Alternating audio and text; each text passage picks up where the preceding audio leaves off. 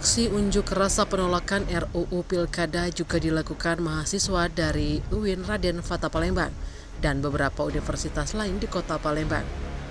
Dalam aksinya mereka melakukan aksi bakar ban tepat di tengah Simpang 5 DPRD Palembang pada Jumat 23 Agustus 2024 sore. Terpantau pengunjuk rasa dari mahasiswa di Palembang ini diperkirakan mencapai ribuan orang. Tak hanya mahasiswa UIN Raden Fata Palembang, terlihat ada pula mahasiswa dari IBA Palembang dan Unsri yang turut ikut dalam aksi unjuk rasa di simpang DPRD Sumsel. Meski terjadi aksi pembakaran ban tepat di tengah simpang 5 DPRD, arus lalu lintas di sekitarnya masih terpantau merayap. Sebelumnya, aksi unjuk rasa penolakan RUU Pilkada yang telah dibatalkan pengesahannya masih menjadi konsen masyarakat, terkhusus mahasiswa dalam mengawal putusan MK terkait ambang batas parlemen dan batas usia pencalonan kepala daerah.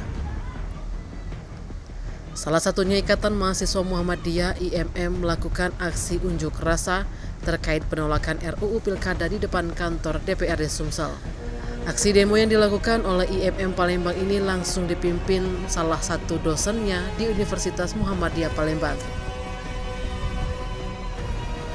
Pantauan di lokasi unjuk rasa ada sekitar ratusan peserta demo dari mahasiswa IMM yang sebagian mengenakan alma mater merah IMM dan juga alma mater hijau UMP.